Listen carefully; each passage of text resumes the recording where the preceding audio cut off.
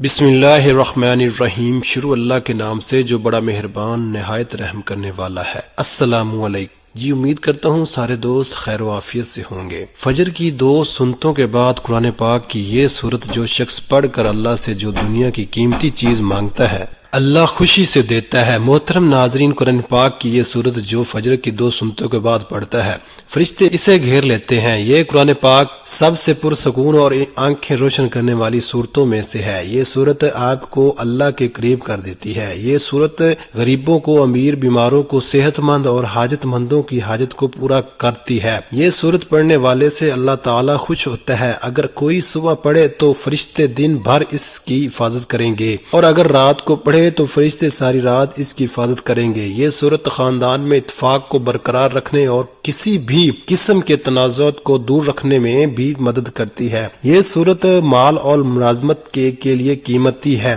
آج ہر کوئی اپنی زندگی میں کامیاب ہونا چاہتا ہے تو اس صورت کو روزانہ ایک مرتبہ صبح کی نماز کے بعد لازمی پڑھیے۔ یہ قرآن پاک کی وہ صورت ہے کہ جس کی تلاوت جنت میں اللہ رب العزت خود فرمائیں گے۔ صحیح مسلم کی روایت میں ہے کہ رسول اللہ صلی اللہ علیہ وسلم نے فرمایا، جو شخص فجر کی نماز پڑھ لیتا ہے وہ اللہ کے ذمہ میں آ جاتا ہے، یعنی جو شخص نماز فجر کے فریضہ ادا کر لیتا ہے وہ اللہ کی حفاظت میں آ جاتا ہے اور اسے کوئی بھی نقصان نہیں پہنچا سکتا۔ ہم نے اکثر لوگوں کو ایک شکوہ ہمیشہ رہتا ہے، رزق میں برکت نہیں، گھر میں برکت نہیں، کتنا کما لوں پتہ ہی نہیں چلتا کہ کہاں گیا۔ ہر وقت کوئی نہ کوئی پریشانی رہتی ہے، کبھی بیماری تو کبھی کوئی اور تنگی۔ اگر ہم اس تمام بے برکتی، تنگ دستی، بے روزگاری اور پریشانیوں کو نماز فجر کے عدم ادائیگی کے پس منظر میں دیکھیں تو معلوم ہوگا یہ سب بے برکتی اسی سبب سے ہے کہ ہم نماز فجر کی ادائیگی میں حد درجہ کرتاہی، غفلت، لاپرواہی اور سستی کا شکار ہیں۔ رسول اللہ صلی اللہ علیہ وسلم کی اس حوالے سے متعدد اور حدیث موجود ہیں جن میں رزق کی تقسیم فراوانی اور برکت کو نماز فجر کی ادائیگی سے مشروط کیا گیا ہے۔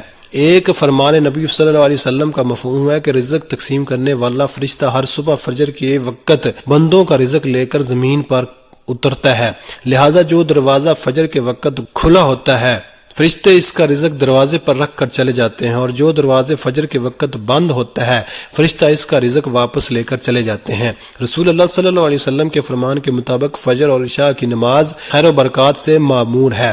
اس دونوں نمازوں کے ادائیگی بے شمار نیکیوں اور ثواب کی درخیز اور رزق اور برکتوں کے خزانے جمع کرنے کا سبب ہے۔ جیسا کہ رسول اللہ صلی اللہ علیہ وسلم نے ارشاد فرمایا، اگر لوگوں کو عشاء اور فجر کی نمازوں کا ثواب، اجر اور خیر و برکات معلوم ہو جائے تو وہ ان دونوں نمازوں میں ضرور آئیں گے، چاہے کوہنیوں کے بل گھسیٹتے ہوئے ہی کیوں نہ آنا پڑے۔ قرآن و حدیث سے بھی نماز فجر کے قرآن تلاوت، قرآن مجید کی اہمیت اجاگر ہوتی ہے، جس سے فجر کی وقت اور نماز فجر کی اہمیت کا پتہ چلتا ہے۔ سورہ بنی اسرائیل میں فرمایا، بے شک فجر کی نماز میں پڑھا جانے والا قرآن محسوس اور مشروط ہو کر سامنے آ جاتا ہے، یعنی اگر فجر کی نماز میں پڑھا جانے والا قرآن اگر سمجھ کر بغور پڑھا یا سنا جائے تو وقت فجر کے تمام انوار و تجلیات اور قرآنی فیوز و برکات متشکل ہو کر اللہ کے وجود اور اس کی وحدانیت کی گواہی دیتے ہوئے محسوس ہوتے ہیں۔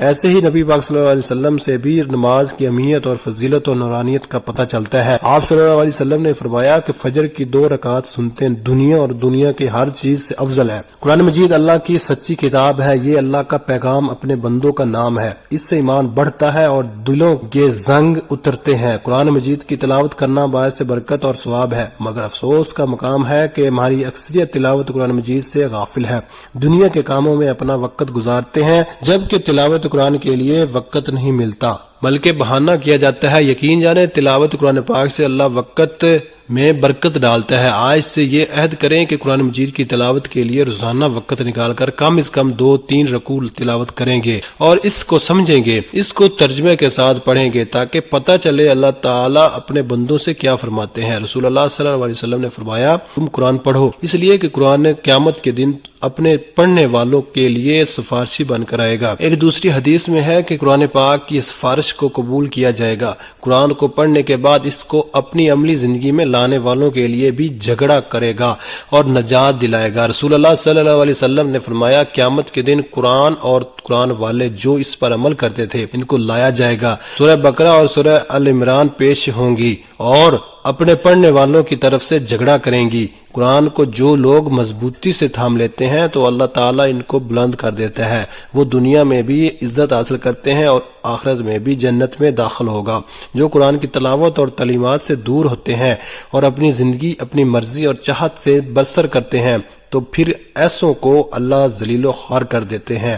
چنانچہ نبی اکرم صلی اللہ علیہ وسلم نے فرمایا، اللہ تعالیٰ اس کتاب قرآن مجید کی وجہ سے بہت سے لوگوں کے سر بلند فرمائے گا اور دوسرے کو ذلیل کرے گا۔ قرآن مجید کی تلاوت کرنے سے ہر حرف کے بدلے میں 10 نیکیاں ملتی ہیں۔ قیامت کے روز انسان ایک نیکی کے لیے مارا مارا پھرے گا، لہذا نیکیوں کے حصول کے لیے تلاوت قرآن پاک کو معمول بنانا چاہیے۔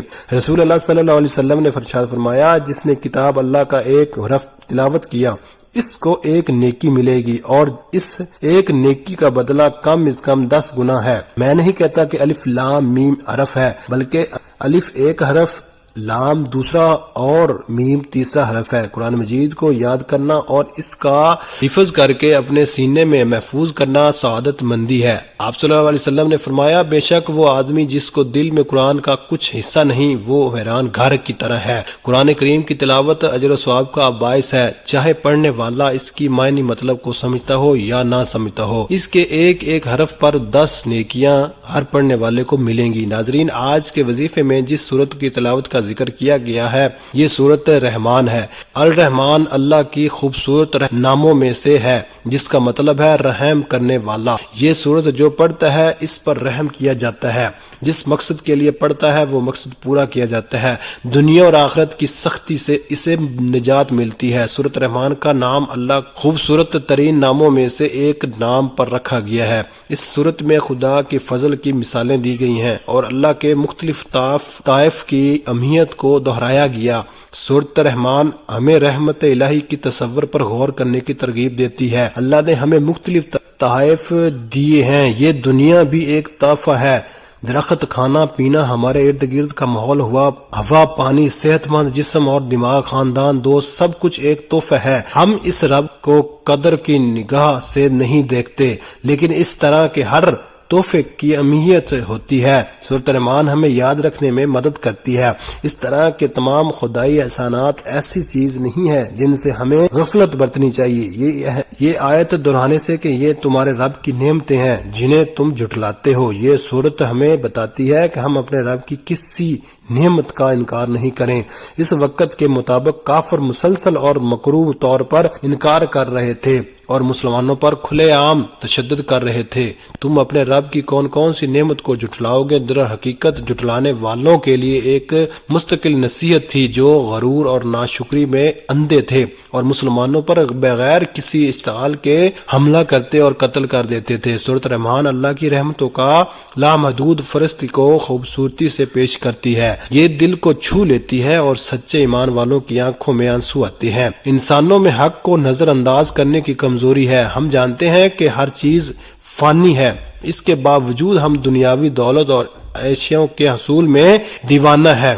ہمیں اس بات کا علم ہونا چاہیے کہ اس زندگی میں ہمارے پاس جو کچھ ہے وہ مستقل نہیں ہے۔ ہمارے خاندان اور دوست ہمیں چھوڑ سکتے ہیں، اچھی صحت میں کمی آ سکتی ہے، ہماری دولت ختم ہو سکتی ہے، لیکن پھر بھی ہم ضرور اور متکبر رہتے ہیں۔ سورۃ رحمان بار بار ہمیں اللہ کا شکر ادا کرنے کی یاد دلاتی ہے کیونکہ ہمارے پاس جو کچھ بھی ہے وہ ہمارے لیے اللہ کا تحفہ ہے۔ ہمیں چاہیے کہ ہمیں دنیا کے لیے کام کریں اور نیک اعمال میں مشغول ہوں اور اللہ ہی کو راضی کرنے کی کوشش کریں۔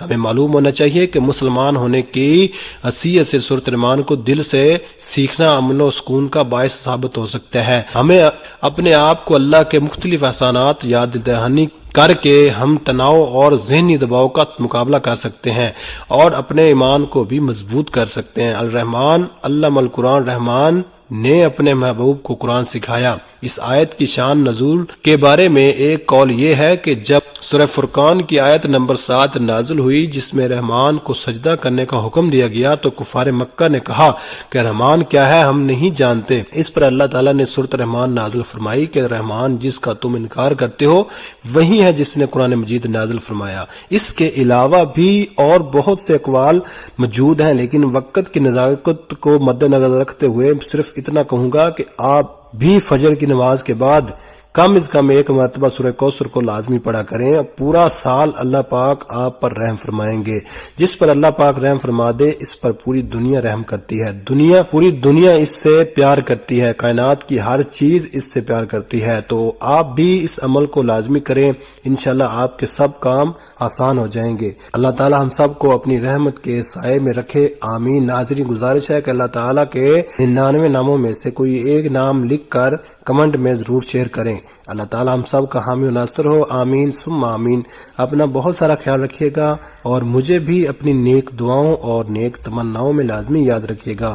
ملتے ہیں کسی اگلی ویڈیو میں، تب تک کے لیے اللہ حافظ۔ السلام علیکم ورحمۃ اللہ وبرکاتہ۔